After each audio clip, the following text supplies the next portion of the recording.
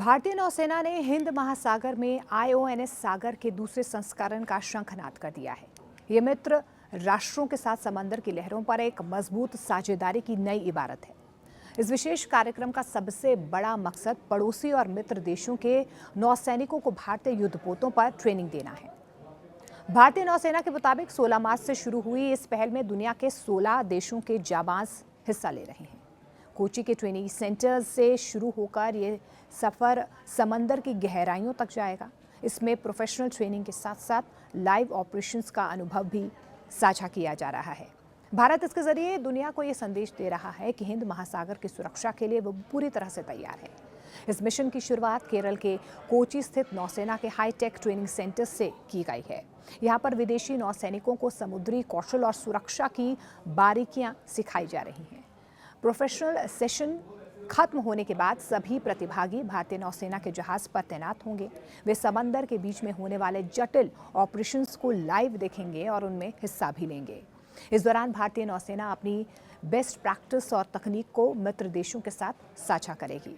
भारत ने इसी साल फरवरी में इंडियन ओशन नेवल सिंपोजियम की कमान भी संभाली है और इसी के तहत 16 देशों को एक मंच पर लाया गया है। ये पहल भारत सरकार के सागर यानी कि security and growth for all in the region vision का हिस्सा है। जब भारतीय जहाज अलग अलग देशों के बंदरगाहों पर रुकेंगे तो वहाँ की लोकल एजेंसियों के साथ सीधा संवाद होगा। इससे न सिर्फ आपसी रिश्ते मजबूत होंगे बल्कि समंदर में आने वाली चुनौतियों से निपटने की साझा समझ भी विकसित होगी। नौसेना का ये भी मानना है कि साझा चुनौतियों से अकेले नहीं लड़ा जा सकता है। इसलिए इस प्रोग्राम में अलग अलग देशों के नौसैनिकों के बीच तालमेल और सहयोग पर फोकस है। जब 16 देशों के नौसैनिक एक ही जहाज पर काम करेंगे तो वे एक दूसरे की कार्यप्रणाली को बेहतर समझेंगे। ये पहल हिंद महासागर क्षेत्र में शांति और स्थिरता बनाए रखने की दिशा में भारत की सक्रिय भूमिका को और भी ज्यादा मजबूत बनाती है। इस संस्करण की अब शुरुआत हो चुकी है, जो न सिर्फ भारत की समुद्री सुरक्षा नीति को दिखाता है बल्कि ये भी बताता है कि भारत अब इस क्षेत्र में एक मजबूत और भरोसेमंद साझेदार बनकर उभर रहा है। ये अभियान केरल के कोची से शुरू हुआ है और इसमें 16 मित्र देशों की नौसेनाएं हिस्सा ले रही हैं। इसका मुख्य उद्देश्य यही है कि समुद्र में सुरक्षा बढ़ाना, आपसी सहयोग को मजबूत करना और अलग अलग देशों की नौसेनाओं के बीच तालमेल का बेहतर होना। अगर आसान भाषा में समझे तो IONS सागर एक तरह का संयुक्त ट्रेनिंग प्रोग्राम है जहां पर अलग अलग देशों के नौसैनिक एक साथ मिलकर काम करते हैं। इसमें उन्हें समुद्री ऑपरेशन, आपदा प्रबंधन, खोज और बचाव मिशन यानी कि सर्च एंड रेस्क्यू जैसी ज़रूरी चीज़ों की ट्रेनिंग दी जाती है। हिंद महासागर दुनिया के सबसे अहम समुद्री रास्तों में से एक है। यहाँ पर बड़े पैमाने पर व्यापार होता है और कई देशों की अर्थव्यवस्था इसी पर निर्भर करती है। ऐसे में इस क्षेत्र की सुरक्षा बेहद ज़रूरी हो जाती है। अगर यहाँ पर कोई भी खतरा पैदा होता है तो समुद्री डकैती, तस्करी या किसी तरह का संघर्ष, तो उसका असर जो है वो पूरी दुनिया पर पड़ सकता है। इसलिए भारत इस तरह के प्रोग्राम के जरिए ये सुनिश्चित करना चाहता है कि सभी देश मिलकर इन चुनौतियों का सामना करें।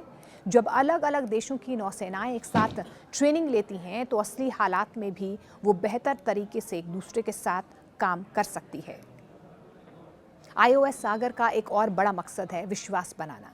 जब देश एक दूसरे के साथ अभ्यास करते हैं तो उनके बीच भरोसा और ज़्यादा बढ़ता है और भविष्य में किसी भी संकट के समय सहयोग करना आसान हो जाता है। इसके अलावा इस अभियान के जरिए भारत अपनी सागर यानी कि security and growth for all in the region नीति को भी आगे बढ़ा रहा है। इस नीति का मतलब यही है कि भारत सिर्फ अपनी सुरक्षा की बात नहीं करता बल्कि पूरे क्षेत्र के विकास और सुरक्षा को महत्व देता है।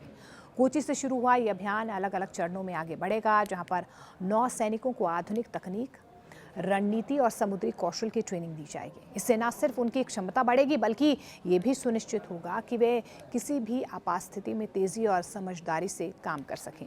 कुल मिलाकर IONS सागर सिर्फ एक सैन्य अभ्यास नहीं है बल्कि ये एक ऐसा प्लेटफॉर्म है जहां पर दोस्ती, सहयोग और सुरक्षा तीनों को एक साथ मजबूत किया जा रहा है।